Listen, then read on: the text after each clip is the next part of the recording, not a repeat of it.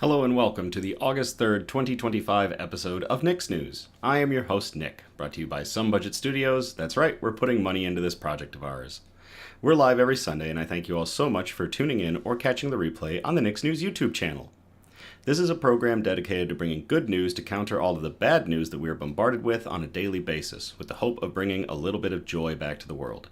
Several of our articles are pulled from sites like goodnewsnetwork.org and goodgoodgood.co, but we appreciate everything sent in by you, the Nick's Newsies. Hello, Christian. Hello, Joseph. Hello, Nico. Hello, everybody. Thank you all for joining us tonight. I'm going to slightly adjust the camera. It's a little bit wonky after our last broadcast, which was a fun one on our previous Thursday. Let's get into it with our news brew. Summer is a great time for diversifying your beer portfolio. It's also a great time for hazy IPAs. So, my dad picked me up an amazing array of hazy IPAs not too long ago, and I've been working through them, showcasing a few of them here on Nick's News. And we're going to do another one. Tonight's brew, Batch Brewing Company's Hop Reaper. Now, if you check out our Instagram, you get to see these on Thursdays, just before before the episodes, and I also talk about where they came from. So if you want to grab one and drink along with me, you can. Christian says the notifications came in clutch. Many thanks to producer Donna. Becky, hey Becky. Julie says hi. She's watching SummerSlam with us. That's awesome. Very cool. Yes, we are competing with SummerSlam tonight, so I'm happy. I'm just happy anybody shows up. So, Hop Reaper, 8.5% ABV, double New England IPA. New England IPAs, super hazy, like milkshake IPAs effectively. This one looks to slay with an intense combination of Nelson Sauvin, Citra Cryo, and Strata hops. In the words of Blue Oyster Cult, don't fear the Reaper. And in honor of Sony Marvel releasing our first looks at our next Amazing Spider-Man film, Brand New Day, we are going to use our Amazing Spider-Man pint glass. I personally think that the costume looks great. Only the boldest of claims here on Nick's News. Blow the gain on the audio. Ooh. And get into the theatrics of a 5-minute pour.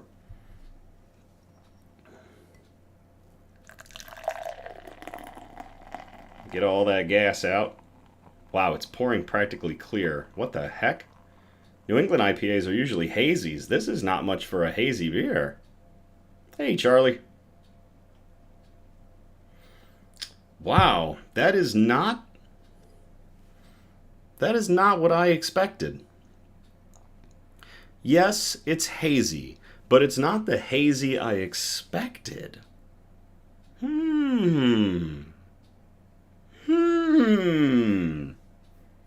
Interesting. It smells amazing, but very different from what I thought was going to come out of that can. All right, shout-outs. Are you looking for a reason to get out of the house and enjoy our lovely summer? Fox and Hen Winery is the place to be for fine wine or cider, a beautiful setting and a delightful company. Fox and Hen is located between downtown Grand Haven and Allendale, Michigan. So they specialize in small batch wines and ciders that reflect the Lake Michigan climate. You can check them out Fridays and Saturdays from 1 p.m. to 8 p.m., and I believe I'm going to be there this upcoming Friday. I'll double check my calendar, and if I am, I'll post some posts about it, but I think I'm going to swing out there from probably about 5 to 7 this Friday. Grab some nice wine and cider. It's always a great time at Fox and Hen, so if you want to have a drink with me, swing on out. To Fox and Hen Winery. Cheers.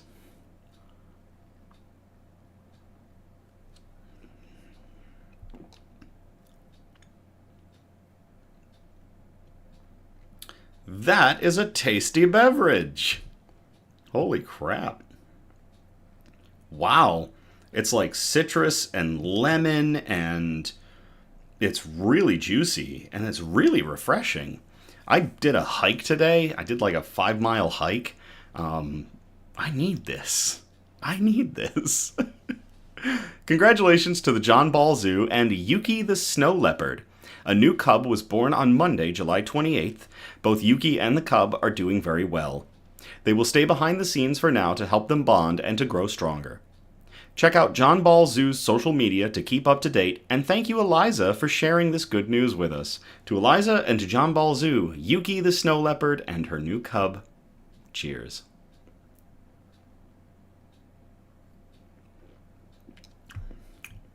Whew! We have an update from Steve at Tesla Tree Service. They adopted the Bombay cat that they rescued from a tree last week and have named her Baby. Steve says her vet check went very well and she is in excellent health. She's about a year old and already has Steve wrapped around her little paws. Check out Tesla Tree Service and all the amazing works they do.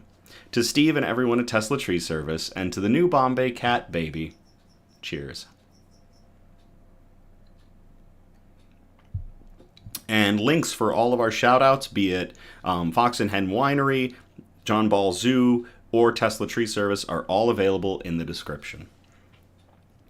News quote: You gain strength, courage, and confidence by every experience in which you really stop to look fear in the face.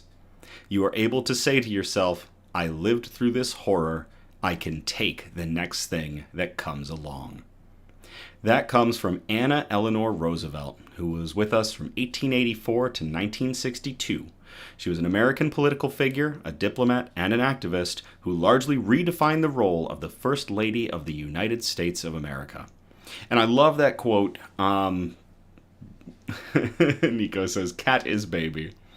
We have a lot going on. We've had a lot going on. For some of us in our generation, we've gone through one of the longest military conflicts of all time, coupled with a pandemic, coupled with a collapse of a stock market, of the housing market, and the hits just kind of keep coming. And for everybody that hasn't had to go through all that, but has had to go through one or two of those things, I feel like this quote is extremely important for us to take stock of and take with us moving forward. So you gain strength, courage, and confidence by every experience in which you really stop to look fear in the face. You are able to say to yourself, I lived through this horror. I can take the next thing that comes along. Anna Eleanor Roosevelt, cheers.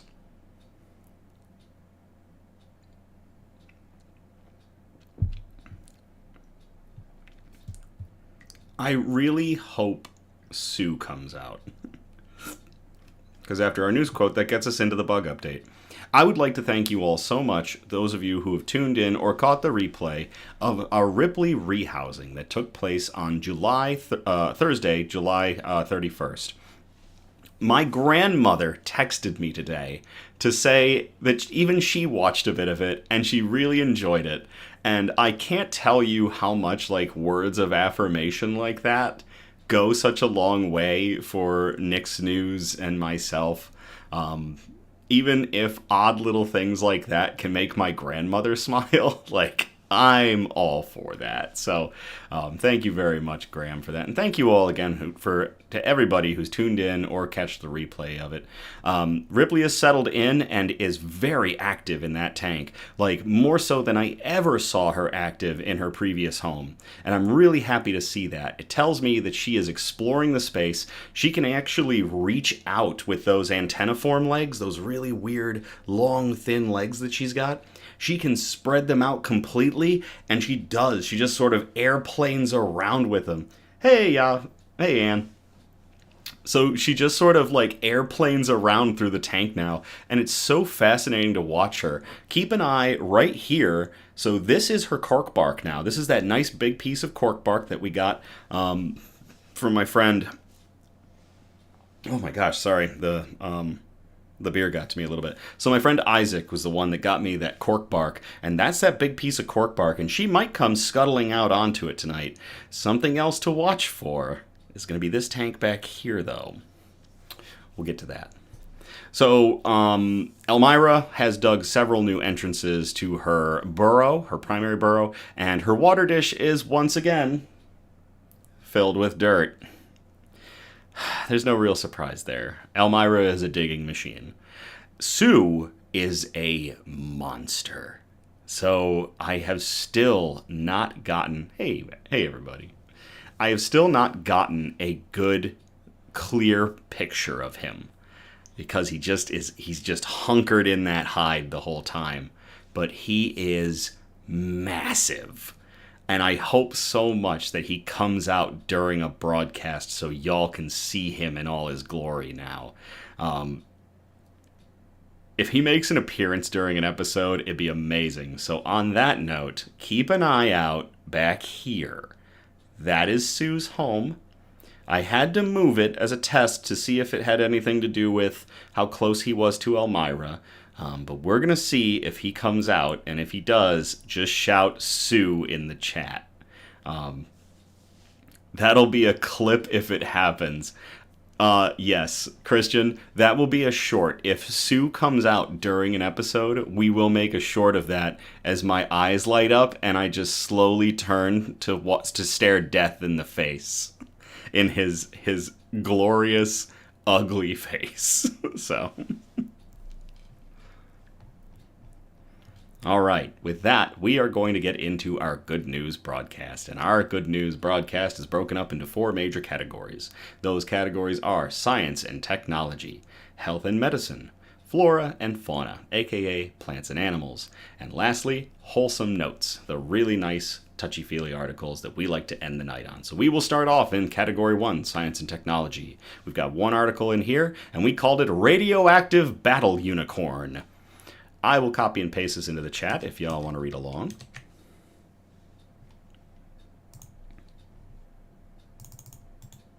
And this one is kind of a combo, science and technology meets flora and fauna.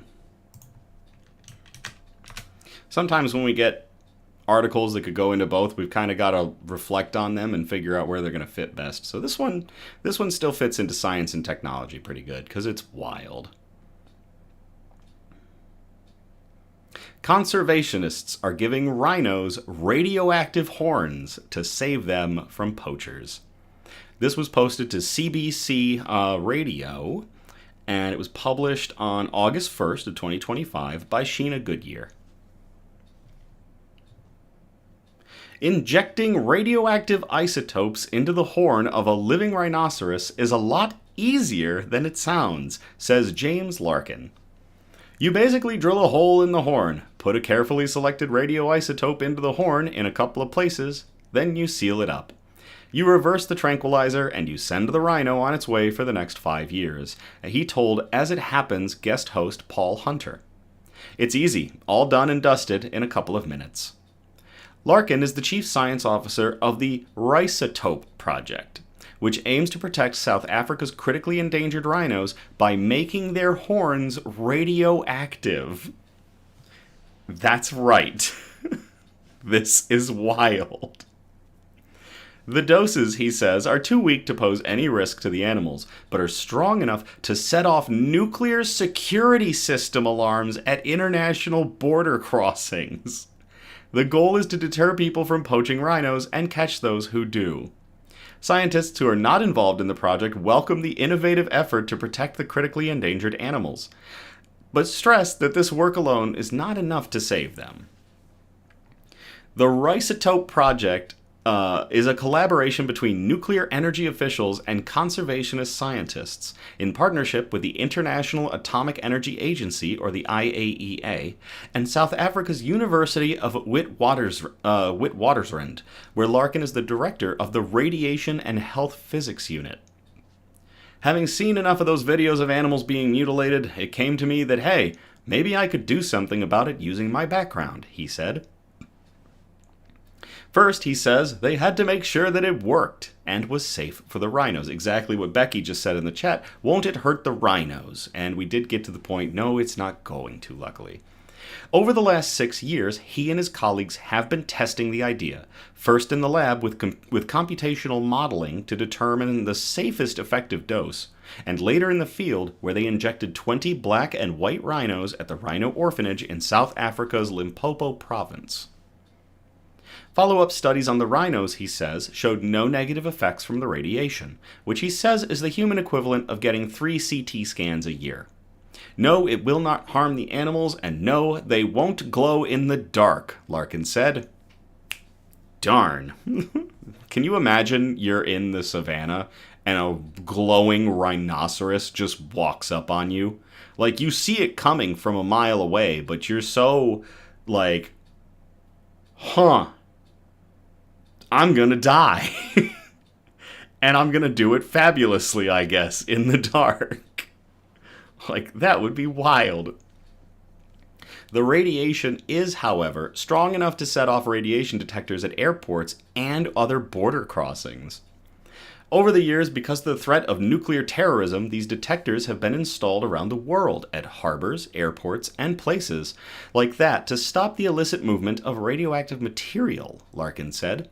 He added, "So we're standing on the shoulders of that in many ways. The systems are there. The operating procedures are there. So we've just merely said, let's use that to help reduce the trafficking of rhino horn." The goal, he says, is not only to catch people trafficking the horns, but to deter other poachers from even bothering to try. By using already installed nuclear security infrastructure in novel ways, we can help protect one of the world's most iconic and endangered species. IAEA Director General Mariano Grassi said the project shows how nuclear science can be used in new ways to address global challenges. By using already installed nuclear security infrastructure in novel ways, we can help protect one of the world's most iconic and endangered species, he said in a United Nations press release. I think...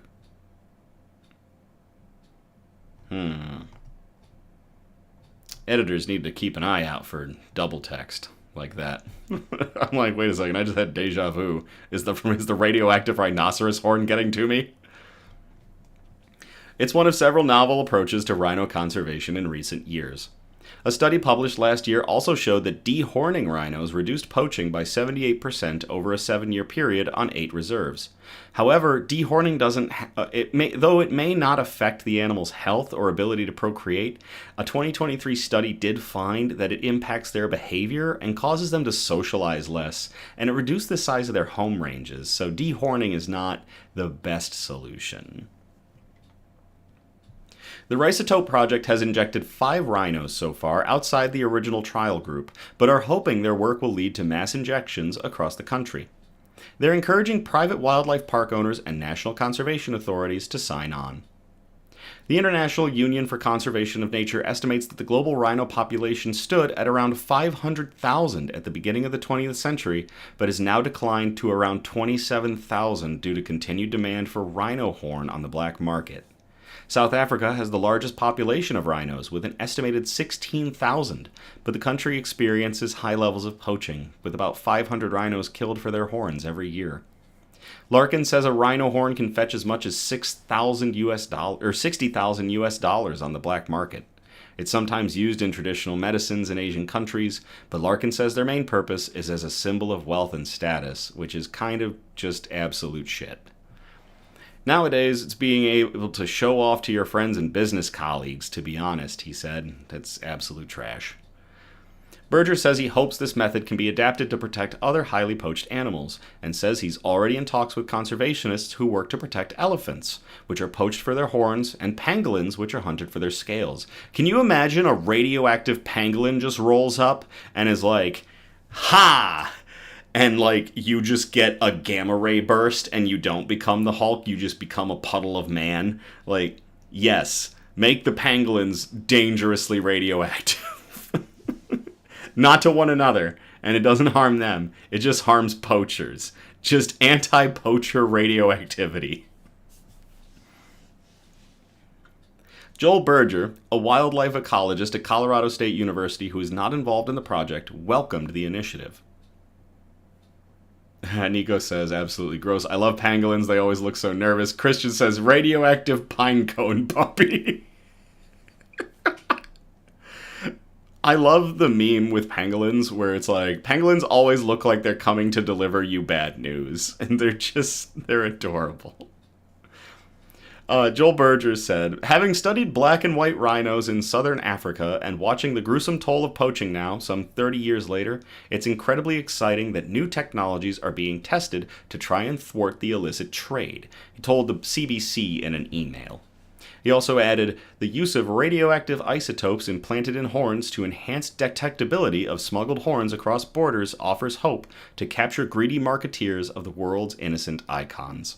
Still, he says, it's not enough on its own to save the rhinos. Authorities also need to crack down on the criminal networks that keep the rhino horn trade alive, he said, and I wholeheartedly agree. To everybody involved with the Rhizotope Project, adding radioactive isotopes to rhino horns to basically set off nuclear detectors at passage sites to deter poachers. Cheers. We really have some wild articles on Nick's News. Ooh, wrong button. Right button. All right, that's going to get us out of science and technology. We're going to move on to health and medicine. We've got 2 articles in here, and we called this first one 15 Grams of Hope. And this one was sent in to us by Eliza. So Eliza, thank you very much. I will copy and paste this into the chat if y'all want to read along.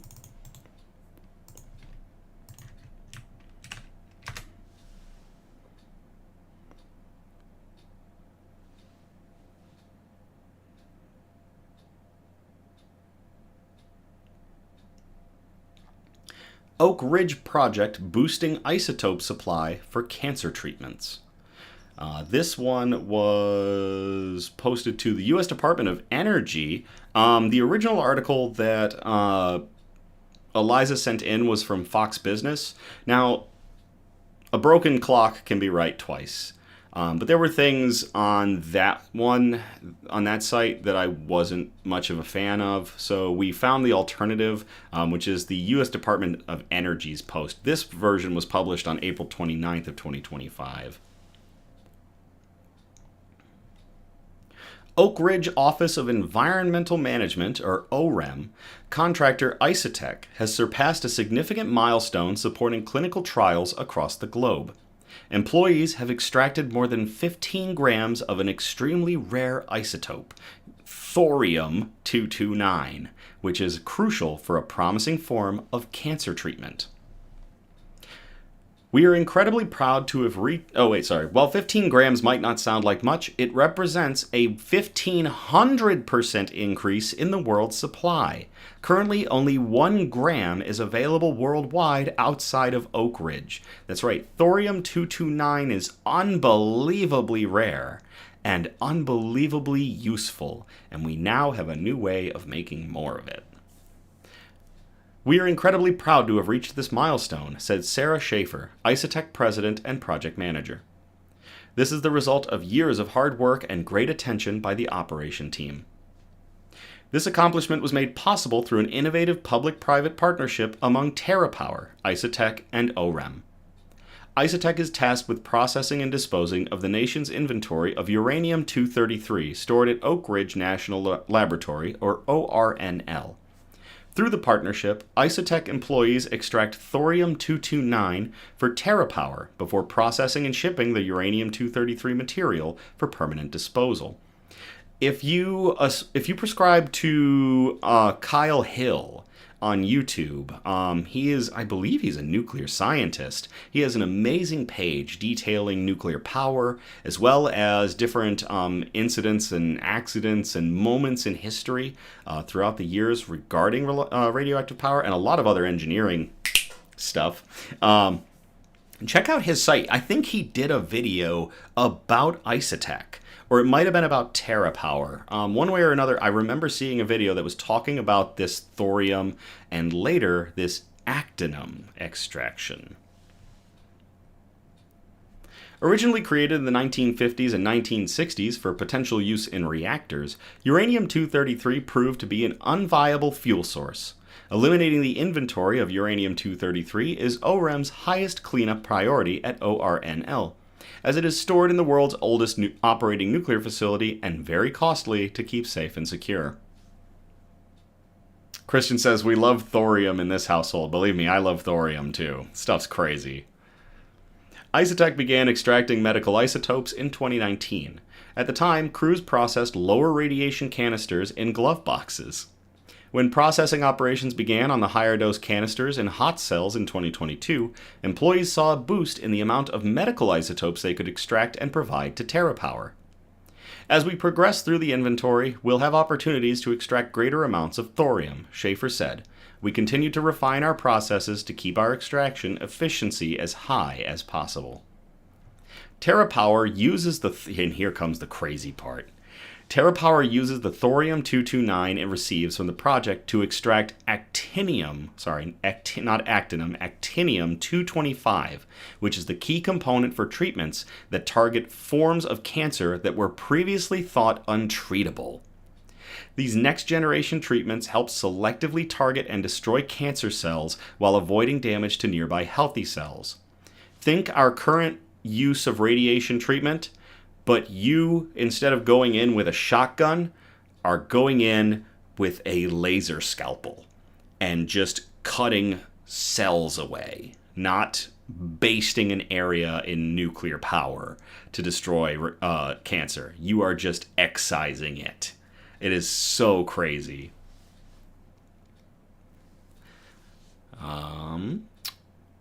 TerraPower announced last year it has enough thorium-229 to produce actinium-225 at commercial scale, providing sustained access to the global pharmaceutical community. Global demand is expected to increase as more treatments are developed, making the work performed by OREM and Isotech even more vital.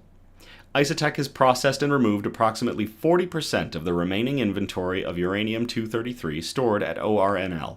By the end of the project, Isotech expects to extract 40 grams of thorium-229, enough to create 100 times more doses of treatments annually than is currently available worldwide. To everybody involved between Isotech, OREM, and TerraPower, extracting thorium-229 and transforming it into actinium-225, which can be used in unbelievably precise cancer treatments. Cheers.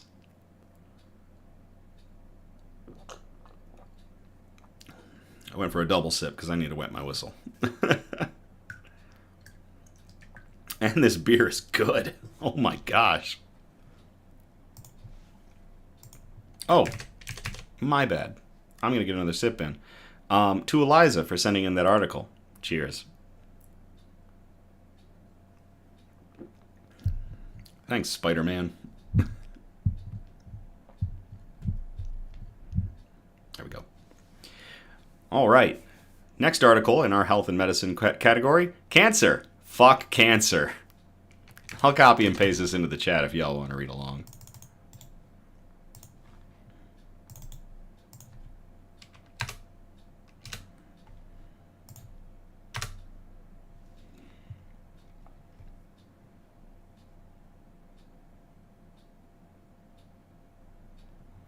Universal cancer vaccine heading to human trials could be useful for all forms of cancer. This was published to Live Science on July 30th of 2025 by Nicoletta Lanise. A universal cancer vaccine in development could help rev up the immune system against tumors and supercharge the effects of existing cancer therapies, an animal study suggests.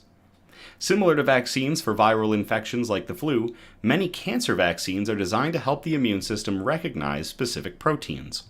However, while conventional vaccines aim to prevent disease, cancer vaccines are currently being developed to clear away cancers already growing in the body and to help prevent treated cancers from coming back. Nonetheless, conventional vaccines and cancer vaccines often work similarly. The flu shot trains the immune system to look for unique proteins found on the surface of influenza viruses, while cancer vaccines typically teach immune cells to spot unique features of cancer cells. But there's a challenge. These cancer proteins of interest can often be unique to individual patients, meaning each cancer vaccine may need to be specially formulated for each patient. Although it's possible to craft such personalized vaccines, they take time to make, and in the interim, the patient's cancer mutates, potentially causing the vaccine to be less effective. It can be months from the time you get a patient's specimen to when they actually have a personalized therapy, said study senior author Dr. Elias Sayer, a pediatric oncologist at the University of Florida Health. Sayer and colleagues wondered if they could design a cancer vaccine that would not require this personalization, and instead ignite a general immune response to keep cancer at bay. The idea that something could be available immediately, albeit in a non-specific way, could be revolutionary for how we bridge therapy and how we manage patients, Sayer told Live Science. The experimental vaccine, described in a report that was published on July 18th in the journal Nature Biomedical Engineering, is built upon messenger RNA, which also formed the basis of the first COVID-19 vaccines that continue to be updated now. mRNA acts as blueprints that cells then base new proteins on. In the COVID-19 vaccines, the molecule contains instructions for a bit of the coronavirus. In the new cancer vaccine, it carries instructions for a substance that raises the body's first-line immune defenses, poking the innate immune system rather than the adaptive. So, a little bit of background in that, because we've talked about it quite a bit on certain episodes. You have two steps for your immune system. You have the innate immune system and the adaptive immune system. Now, the innate immune system is the one that's always running the checks. It's kind of like the antivirus running in the background. It's always there, and it's not the fastest, but it's very widespread. The adaptive immune response is when your immune system kicks it into high gear and targets whatever's screwing you up. So instead of kind of like sounding the alarm for the adaptive immune system, you're poking the beehive that is your innate immune system. And that's crazy. We're just going to goose the innate immune system and see what happens. In particular, the vaccine aims to boost the body's production of type 1 interferons, immune messengers that play important roles in controlling inflammation and spotting cancerous tumors in order to eliminate them. In a series of experiments in lab mice, the researchers demonstrated that this signaling is key to snuffing out tumors early in their development. The signals help rally the immune system to attack the tumors and hinder the cancer's growth, and if you block them, tumor growth goes haywire. Additionally, these experiments showed that this early interferon activity is vital to the common form of cancer treatment, called immune checkpoint inhibitors. These treatments rip the brakes off the immune cells so they maintain a high level of activity and kill off cancer efficiently. That's right, cancer train has no brakes. Immune system has no brakes. We're basically going to take the safety mechanisms out and we're going to let it go crashing right into the cancer. Cancer has ways of hijacking interferon signals and thus thwarting the anti-cancer immune response that follows. So the cancer vaccine acts as a kind of immune reset, Sayer explained. The researchers used the vaccine in combination with a checkpoint inhibitor in a mouse model of melanoma, a type of skin cancer. In mice with treatment-resistant tumors, the combo of treatments worked better than checkpoint inhibitors alone, the team found. They also tested the vaccine on its own in mouse models of other cancers, including glioma, which is a brain cancer, and pulmonary osteosarcoma, which is a bone cancer that spread to the lungs. It showed promising anti-cancer effects when applied by itself as well, so even without backup from another anti-cancer technique, it's okay on its own and it helps. For this early work, the team tested a few different mRNA formulations to stir up the interferon response and found that each did so effectively. More work is needed to understand if the mRNA molecules themselves or the proteins they're used to make are more important for triggering this generalized response, Sayer noted. The current study focused on solid tumors, which tend to be more resistant to immunotherapy than blood cancers are, Sayer said. But I personally think this can be used for all forms of cancer, he added. I believe this is a universal paradigm that can be used to treat cancer. In particular, he could see it being applied as a secondary prevention to help stop treated cancers from coming back. This exciting and novel paper shows promising evidence that gives the immune system a short, targeted boost at just the right time and can shows evidence that giving the immune system a short targeted boost at just the right time can help previously unresponsive tumors respond to immunotherapy, said Diana Azam, an associate professor and scientific director at the Center for Advancing Personalized Cancer Treatments at Florida International University. This approach could be especially helpful for cold tumors, types of cancer that usually don't trigger a strong immune response, like pancreatic, ovarian, and some types of breast cancer. Azam, who was not involved in the study, told Live Science in an email. These tumors hide from the immune system and can be difficult to target with immunotherapy. So it's possible that this type of vaccine could help expose these cancers to attack. While more research is needed to confirm how well this approach will work in people, the encouraging results in mice offer a strong foundation, Azam said. In people, you want to ensure that the vaccine mounts a helpful immune response without sparking unwanted inflammation in the long run, for instance. Future studies will address key questions around safety, consistency, and long-term effectiveness in real-world cancer patients, she concluded. Meanwhile, Sayer and his colleagues have launched a human trial testing a two-hit approach, an off-the-shelf cancer vaccine followed by a personalized one. They're working with patients with two types of recurring cancers, either pediatric high-grade glioma or osteosarcoma. This approach saves valuable time needed for personalized vaccinations and may induce rapid immunity that can be further seized upon by personalized therapy, Sayer said.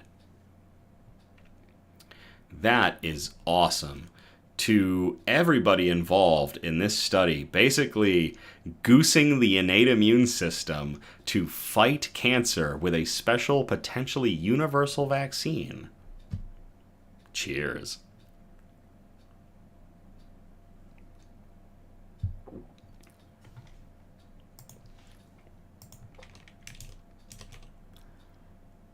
All right, that's going to get us out of health and medicine. We are going to move on to category 3, flora and fauna, aka plants and animals. And both of these articles were sent in by Eliza. So Eliza, thank you very much. We called this first one Hippity Hoppity Beepity Boopity. And I'm going to copy and paste this into the chat if y'all want to read along.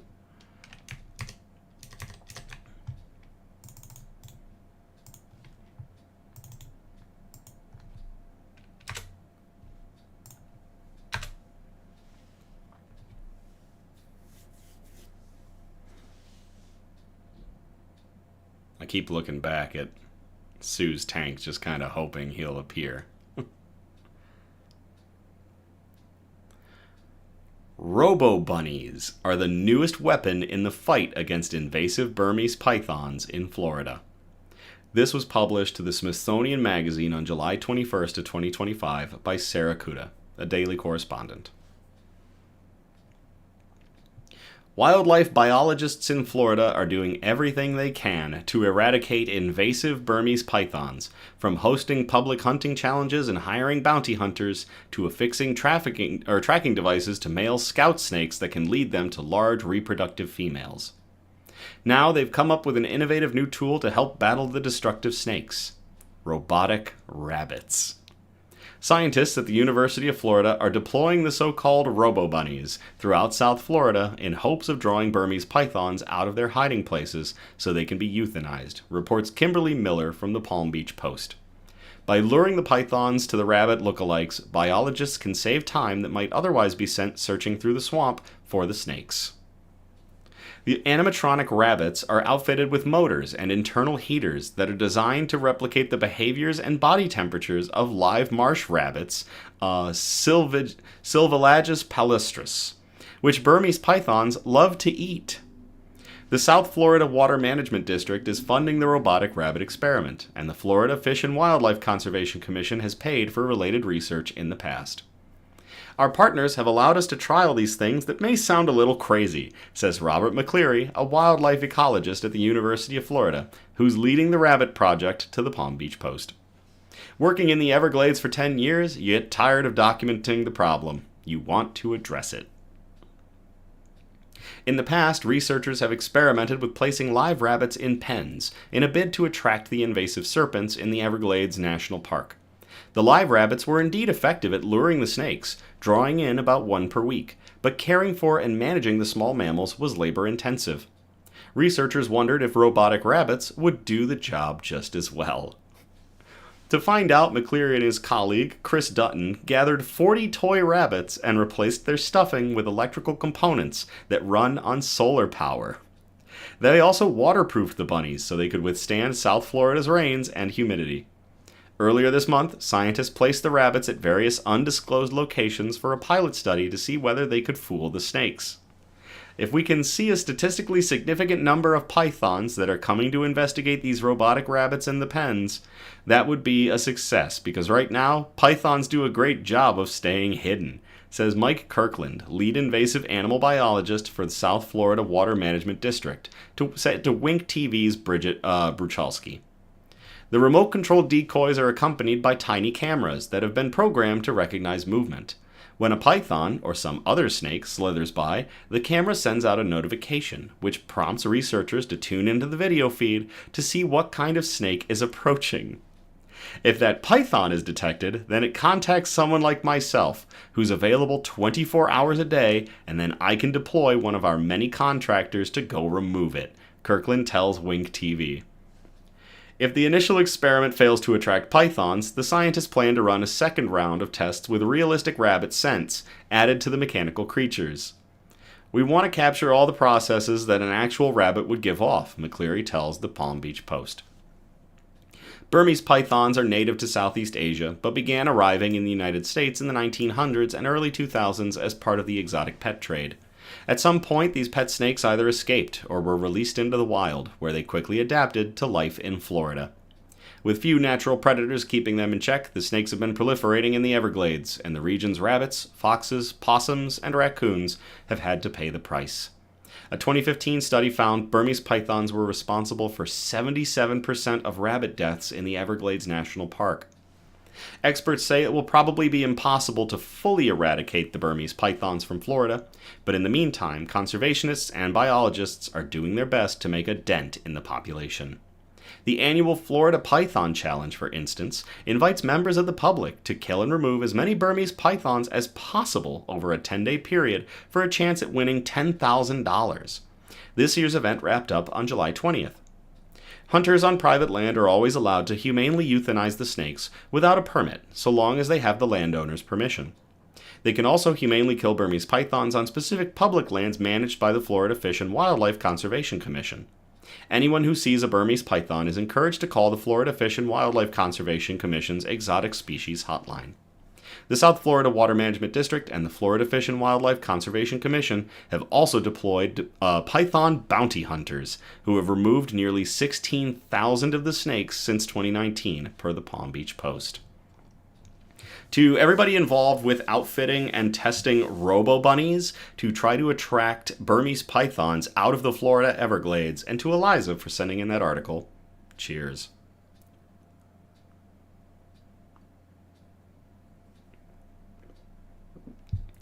Hey, Nathan.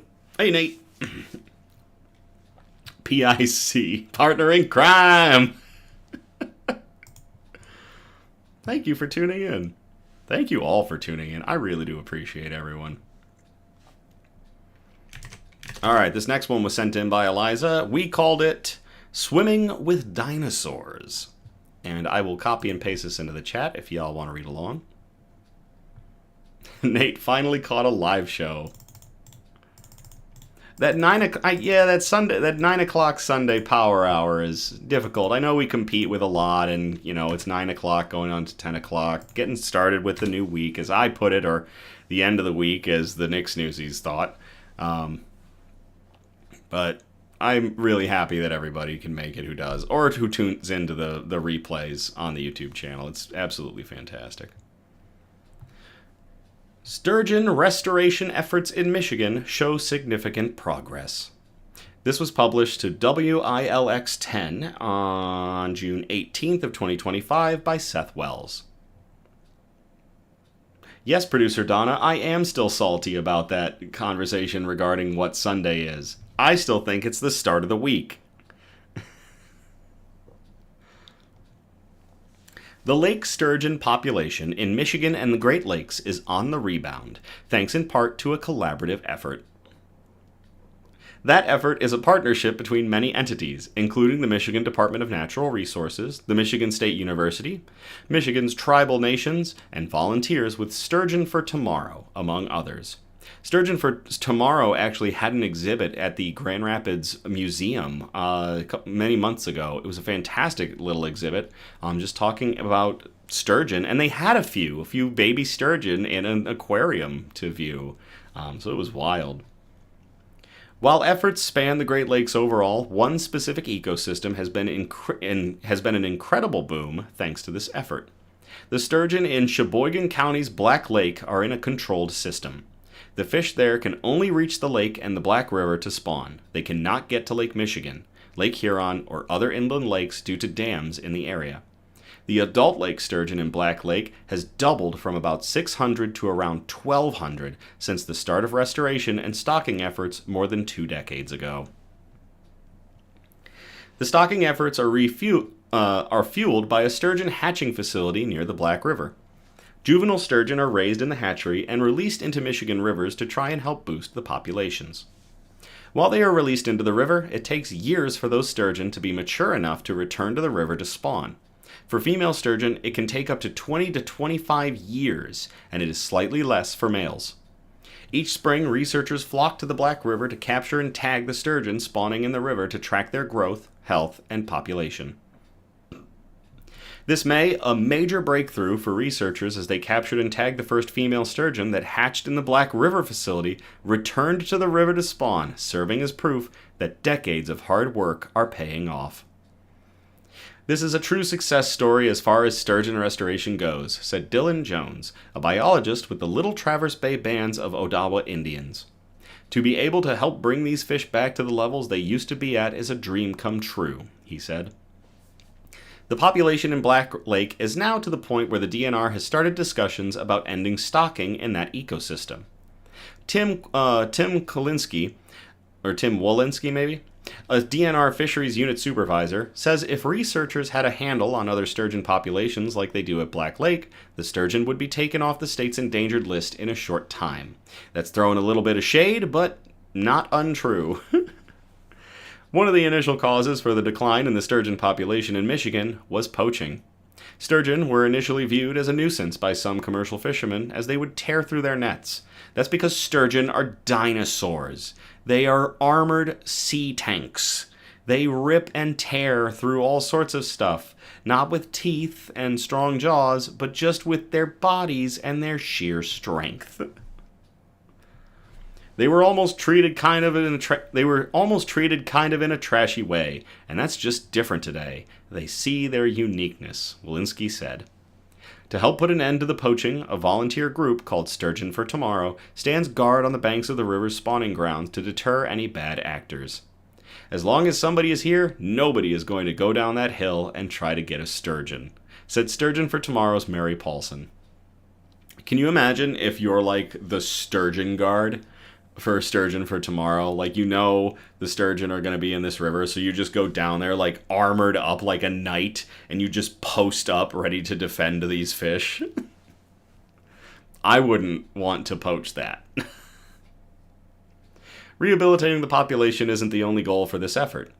Educating young people about sturgeon and how to care for the historic species is also an important piece to its survival going forward.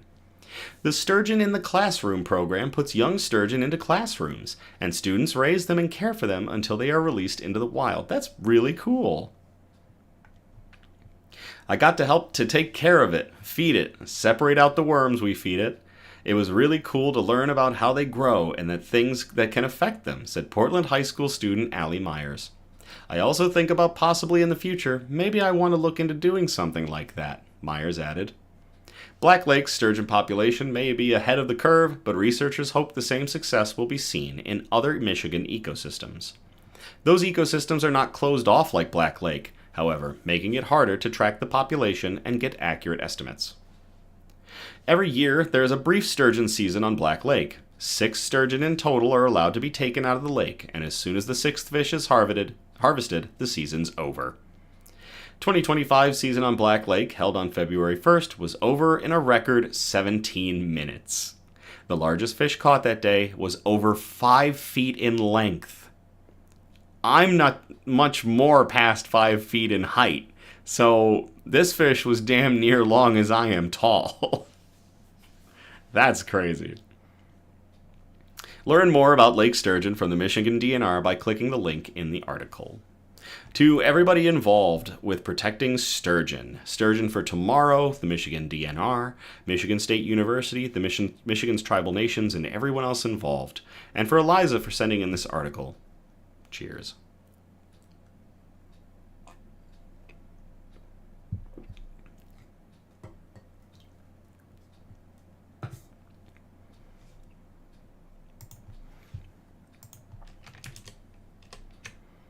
All right, so that is going to get us out of flora and fauna. We are going to move on to our final category, Category 4, the wholesome notes. And this first one is a really touching one, especially if you are a fan of rock music. We called this one Prince of Darkness, King of Charity. And I will copy and paste this into the chat if y'all want to read along.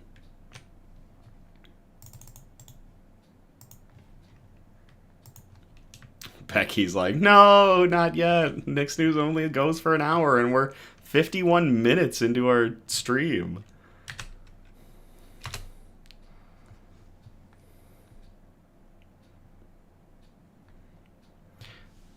Ozzy's last concert ranked in $200 million in charity, the highest grossing charitable concert of all time. This was published to Digital Music News on July 23rd of 2025 by Ashley King.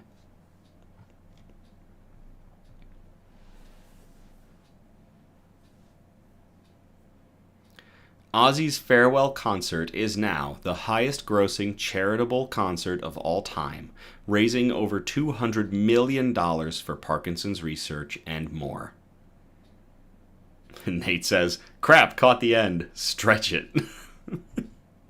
Ozzy Osbourne's Back to the Beginning farewell concert on July 5th is already legendary.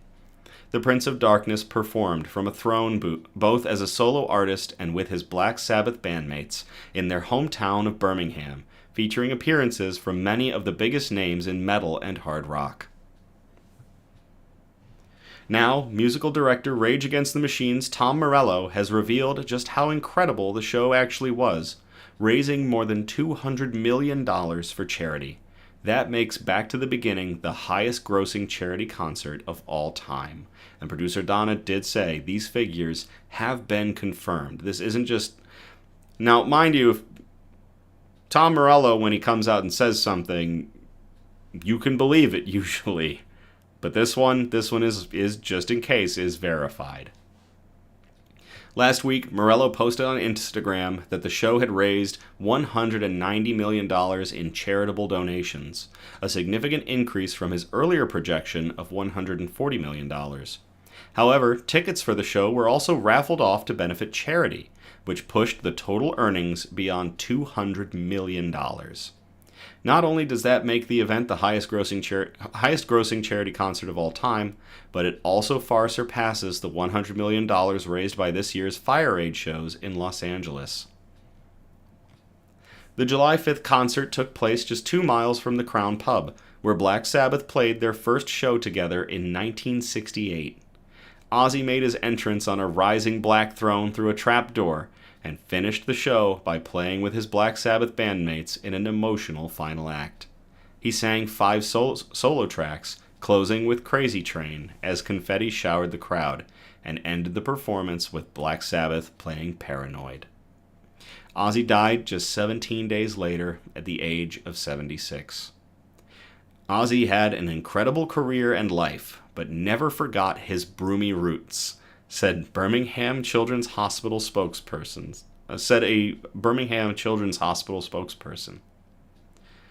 Our hospital was extremely lucky to have his support over the years, and most recently with his iconic final performance, which will leave a lasting legacy for our sick kids. Thanks to Ozzy, our children's hospice care has been embraced by people across the world, added a spokesperson for Acorns Children's Hospice.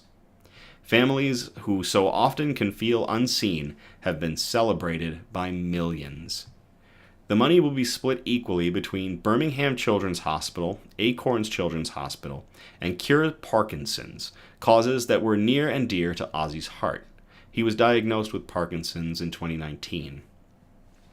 One of the most heartfelt moments of the performance, and perhaps of his entire career, came during one of Ozzy's final addresses to the crowd. "I don't know what to say, man. I've been laid up for like 6 years. You have no idea how I feel. Thank you from the bottom of my heart. You're all fucking special. Let's go crazy. Come on." The show closed with fans chanting "Ozzy, Ozzy, Ozzy" as he blew kisses and waved goodbye to the crowd. A fitting final farewell for one of hard rock's most prolific performers. I actually teared up a little bit. Charlie is sobbing. That article. Not only was it Prince of Darkness, King of Charity, but that was also I'm not crying, you're crying article. Holy crap. To Ozzy Osbourne, everybody involved with Ozzy's final showing, and to everybody who donated, to the charities involved, big ones being Birmingham Children's Hospital, Acorns Children's Hospice, and Cure Parkinson's. To everybody that raised over $200 million for these organizations, just showing how much the Prince of Darkness meant to everybody, and to the Prince of Darkness himself. And I think that one was sent in, wasn't it? No, it wasn't, but basically just to the Prince of Darkness. Cheers.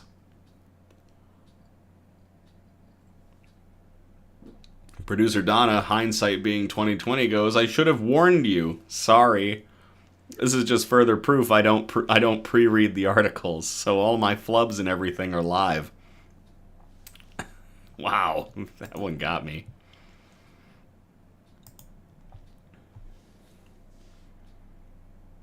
Nate says, "I wasn't a fan of the music, but a hell of an ending. Prince of Darkness, cheers." I agree. You could love the music, you could hate the music, but the man was pretty damn entertaining, and helped everyone in the end. Charlie says, "It's okay, I'll be fine," and then ugly cries. Becky hugs everybody. Alright, hopefully this last article will be a little uplifting. This is an obligatory cat article.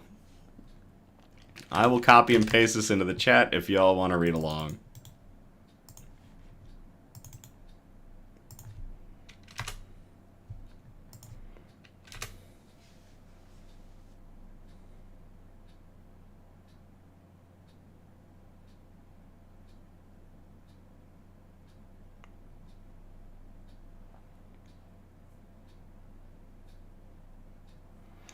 Now playing in movie theaters, 73 minutes of cat videos for a good cause. This was published to the Associated Press on August 1st of 2025 by Lindsay Barr. The best of the internet's cat videos are coming to the big screen this weekend. Cat Video Fest is a 73-minute G-rated selection of all things feline. Silly, cuddly, sentimental, and comedic, that's playing in more than 500 independent theaters in the US and Canada. A portion of ticket proceeds benefit cat-focused charities, shelters, and animal welfare organizations. Since 2019, it's raised over $1 million. The videos are curated by Will Braden, the Seattle-based creator of the comedically existential shorts Henry, Le Chat Noir. His business cards read, "I watch cat videos," and it's not a joke or an exaggeration. Braden watches thousands of hours of internet videos to make the annual compilation. "I want to show how broad the idea of a cat video can be, so there's animated things, music videos, little mini documentaries," Braden said. "It isn't all just what I call America's Funniest Home Cat Videos. It's not all cats falling into a bathtub. That would get exhausting." Now in its 8th year, Cat Video Fest is bigger than ever. with a global presence that's already extended to the UK and Denmark, and for the first time to France, Spain, Japan, and Brazil. Last year, the screenings made over $1 million at the box office. In the early days, it was a bit of a process trying to convince independent movie theaters to program Cat Video Fest. But Braden and indie distributor Oscilloscope Laboratories have found that 1 year is all it takes to get past that hurdle. Everywhere that does it wants to do it again, Braden said. Current theatrical partners include Alamo Drafthouse, IFC Center, Nighthawk, Vidiots, Lamley, and Music Box. The screenings attract all variety of audiences, from kids and cat ladies to hipsters and grandparents and everyone in between. It's one of the only things, maybe besides a Pixar movie or Taylor Swift concert, that just appeals to everybody, Braden said. And the plan is to keep going. We're not going to run out of cat videos, and we're not going to run out of people who want to see it, Braden said. All I have to do is make sure that it's really funny and entertaining every year. So, to Cat Video Fest, which should be showing up in independent theaters across the US and Canada. Something a little bit nicer and a little heartwarming there. Cheers. Obligatory cat article. There is a link, too, in the article, I think, that lists the theaters. It does. I wonder if there are any in Michigan.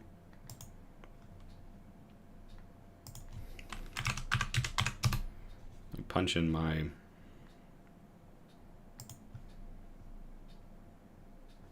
Oh my gosh, there is one. The Wealthy Theater. Huh. The Wealthy Theater in Grand Rapids, Michigan is playing it. Y'all might want to check it out.